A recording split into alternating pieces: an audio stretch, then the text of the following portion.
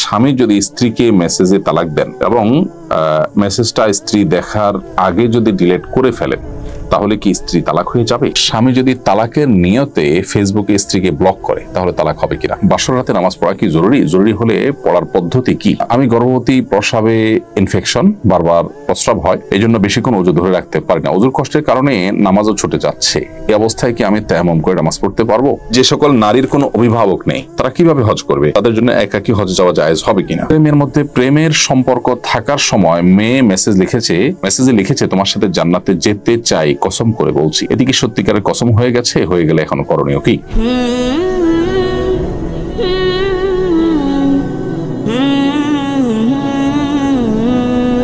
এরপর এমডি সামিনুর ইসলাম সামিনুর আপনি লিখেছেন, স্বামী যদি স্ত্রীকে মেসেজে তালাক দেন এবং মেসেজটা স্ত্রী দেখার আগে যদি ডিলিট করে ফেলেন তাহলে কি স্ত্রী তালাক হয়ে যাবে? ভাই সামিনুর ইসলাম, আপনার প্রশ্নের উত্তর হলো যে মৌখিক বা লিখিত যে কোনো ভাবে তালাক দিলে কিন্তু তালাক হয়ে যায়।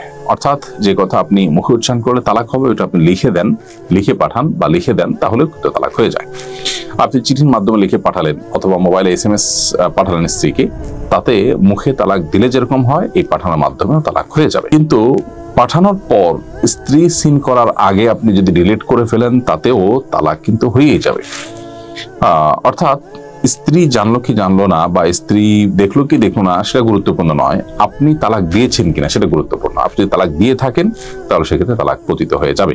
এমনকি যদি সেটা সিন করার আগে ডিলিটও করে ফেলা হয়, খুবই স্পর্শকাতর বিষয়। এই জন্য তালাকের কথা বলবার কিংবা তালাকের কথা লিখে পাঠাবার আগে আমাদেরকে বারবার ভাবতে হবে, সতর্ক থাকতে হবে।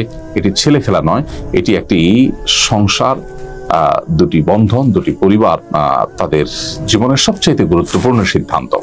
বিধায় এটার আগে বহুবার ভাবতে হবে এবং শান্তভাবে সিদ্ধান্ত নিতে হবে, তা নাহলে আমাদেরকে প্রায়শ্চিত্ত করতে হবে।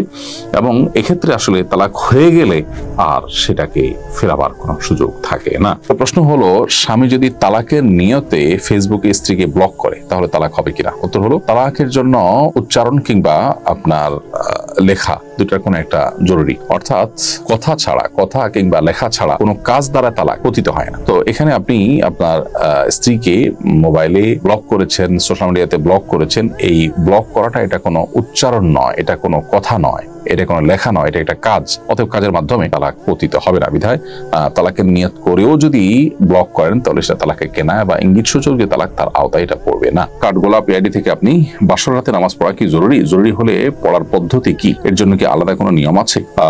এর উত্তর হলো যে বাসর রাতে 2 রাকাত নামাজ পড়া স্বামী স্ত্রী নবদম্পতি তাদের জন্য এটা ফরজ কিংবা ওয়াজিব বা আবশ্যক কোনো কিছু নয়। এটাকে মুস্তাহাব বলেছিলেন উলামা ইকরাম। অতএব সাধারণ নফল নামাজের মতো 2 রাকাত নামাজ পড়তে হবে, এর জন্য আলাদা কোনো নিয়ম নেই, আলাদা কোনো সিস্টেম বা পদ্ধতি আলাদা করে বলা নেই। বিধায় 2 রাকাত নামাজ সাধারণ নিয়মে, স্বাভাবিক নিয়মে পড়লেই মুস্তাহাব আদায় হয়ে যাবে। আর কোনো কারণে যদি না পড়ে থাকেন কেউ, তাতেও কোনো গুনাহ হবে না। এরপরে প্রশ্ন করেছেন, আমি গর্ভবতী, প্রস্রাবে ইনফেকশন, বারবার প্রস্রাব হয়, এই জন্য বেশিক্ষণ ওযু ধরে রাখতে পারি না, ওযুর কষ্টের কারণে নামাজও ছুটে যাচ্ছে, এই অবস্থায় কি আমি তায়াম্মুম করে নামাজ পড়তে পারবো? বোন, বারবার ওযু করতে হয়, এই অজুহাতে আপনি তায়াম্মুম করতে পারেন না। আপনি যদি ওযু করতে অপারগ হন তাহলে সেক্ষেত্রে আপনি তায়াম্মুম করতে পারবেন। একটু কষ্ট হয়, সেটার জন্য আপনি তায়াম্মুম বারবার করতে পারেন। এখন কথা হলো যে গর্ভবতী অবস্থায় আপনার মুভমেন্ট করা যদি অনেক কঠিন হয় তাহলে সেক্ষেত্রে আপনি যেটা করতে পারেন যে জোহর ওয়াক্তের শেষ ওয়াক্তে গিয়ে আপনি ওযু করে একসাথে যদি জোহর আসর পড়ে ফেললেন, একেবারে শেষ ওয়াক্তে গিয়ে পড়লেন আর আসর প্রথম ওয়াক্তে পড়লেন। তো এইভাবে কাছাকাছি 2 ওয়াক্ত নামাজ আপনি পড়তে পারেন। মাগরিব এশার ক্ষেত্রে এটা করতে পারেন। এভাবে আপনার কষ্ট কিছুটা লাঘব করতে পারেন। কিন্তু ওযু করার সক্ষমতা যতক্ষণ আছে ততক্ষণ পর্যন্ত আপনি ওযু না করে তায়াম্মুম করবার যে সুযোগ আপনি চাচ্ছেন সেটি আসলে করার সুযোগ নেই। এটা তখনই করতে পারেন যখন ওযু করার কোনো ক্ষমতা আপনার থাকবে না। রাবিয়া বসরি প্রীতি আইডি থেকে আপনি লিখেছেন, যে সকল নারীর কোনো অভিভাবক নেই তারা কিভাবে হজ করবে? তাদের জন্য একাকী হজে যাওয়া জায়েজ হবে কিনা? বোন রাবিয়া, নবী করিম সাল্লাল্লাহু আলাইহি সাল্লাম পরিষ্কারভাবে আমাদেরকে নিষেধাজ্ঞা আরোপ করেছেন, লা তুসাফিরুল মারআতু ইল্লা মা'a যি মাহরামিন, কোন নারী মাহরাম ছাড়া সফর করবে না। হজ করার জন্য যেহেতু দূর থেকে যারা আমরা হজ করব তারা যদি মাহরামের সাথেই যেতে হবে, অতএব দূর থেকে যারা যাবেন তারা মাহরামের সাথেই হজ করতে হবে। কোন নারী তার জন্য যদি তার সাথে যাওয়ার মতো কোনো মাহরাম না থাকে তাহলে তার জন্য হজ ফরজই হয় না। বিধায় শরীয়ত বিধানকে লঙ্ঘন করে আপনার হজে যাওয়ার প্রয়োজন নেই। কোন কোন উলামা ইকরাম নারীদের সাথে, অন্যান্য হজযাত্রী নারীদের সাথে পরিচিত থাকলে তাদের সাথে কাফেলাবদ্ধ হয়ে যাওয়াটাকে জায়েজ বলেছেন, কিন্তু সংখ্যাগরিষ্ঠ ইমামগণ হাদিসে নবী সাল্লাল্লাহু আলাইহি ওয়াসাল্লামের নিষেধাজ্ঞার যে ব্যাপকতা আছে সেটার কারণে তিনি নিষেধ করেছেন এই বিষয়টিকে। এজন্য তারা নিষেধ করেন এটাকে। অতএব আপনার যদি কোনো মাহরাম না থাকে তাহলে সেক্ষেত্রে আপনার জন্য হজ ফরজ হবে না। প্রেমের মধ্যে প্রেমের সম্পর্ক থাকার সময় মেয়ে মেসেজে লিখেছে তোমার সাথে জান্নাতে যেতে চাই কসম করে বলছি, এদিকে সত্যিকারের কসম হয়ে গেছে, হয়ে গেলে এখন করণীয় কি? যেই কসম ভবিষ্যতে কোনো কাজ করার ক্ষেত্রে হয়, যে আমি এই কাজটা করবো আল্লাহর কসম, এরকম যদি হয় তাহলে সেক্ষেত্রে সেই শপথ রক্ষা করা আবশ্যক। যদি কেউ রক্ষা না করেন তাহলে সেক্ষেত্রে ভঙ্গ করলে তাকে কাফারা দিতে হবে। আর এখানে যে শপথ আমরা দেখতে পাচ্ছি যে তোমার সাথে জান্নাতে যেতে চাই কসম করে বলছি, এটা ভবিষ্যতে আমি এই কাজটা করব এরকম কোনো কাজ করবার শপথ নেই, বরং এটা একটা আকাঙ্ক্ষা আছে তার ভেতরে, সেইটা তিনি কসম করে বলছেন। এক্ষেত্রে তিনি যদি সত্যি যা বলছেন সেটা তার অন্তরের মধ্যে থেকে থাকে তাহলে তিনি সত্যবাদী, এর কারণে কোনো গুনাহ হবে না, সওয়াব হবে না। আর যদি তিনি যা বলছেন অন্তরে সেটা না থাকে, শুধুমাত্র তাকে খুশি করার জন্য বলে থাকে, তার এটা গুনাহের বিষয় হবে। আর এই যে হারাম সম্পর্ক আছে, এই হারাম সম্পর্ক থেকে একজন মুসলমান বেরিয়ে আসতে হবে। এই হারাম সম্পর্কের মধ্যে একজন মুসলিম থাকতে পারে না, তিনি আল্লাহর ভয়ে এই জায়গা থেকে সরে আসা উচিত এবং তওবা করা উচিত। সেই জায়গা থেকে আমরা তাদেরকে অনুরোধ করবো তারা যেন গুনাহের এই জায়গা থেকে সরে আসেন। এরপর প্রশ্ন, একজন নারী জানিয়েছেন তিনি তার দাম্পত্য সঙ্গীকে সীমিত বহুগামিতার সুযোগ দিয়েছিলেন। তিনি মনে করেন বহুগামিতা অপরাধ নয়, তবে সঙ্গীকে না জানিয়ে প্রতারণামূলক সম্পর্কে জড়ানো অপরাধ। সমাজের অনেকের মধ্যে এই ধরনের মনোভাব আছে। কোরআন সুন্নাহর আলোকে আপনার সুচিন্তিত মতামত কামনা করছি।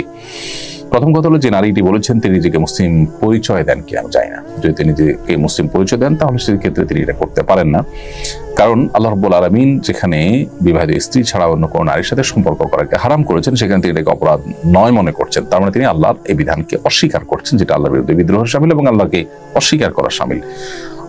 তিনি যদি নিজেকে অমুসলিম দাবি করেন তাহলে সেক্ষেত্রে তার এই বিশ্বাসটা অবাক হওয়ার মতো কোনো বিষয় না। কিন্তু মুসলিম দাবিদার বা মুসলিম নিজেকে মনে করেন এরকম অনেক ভাই বোনরা আছেন যারা এই বিষয়গুলোকে দোষী বিষয় মনে করছেন না। আমাদের ইসলামটা বোঝা দরকার যে ইসলামটা হলো আল্লাহ তাআলার কাছে নিজেকে ন্যস্ত করার নাম, আল্লাহর দাসত্বকে গ্রহণ করার নাম।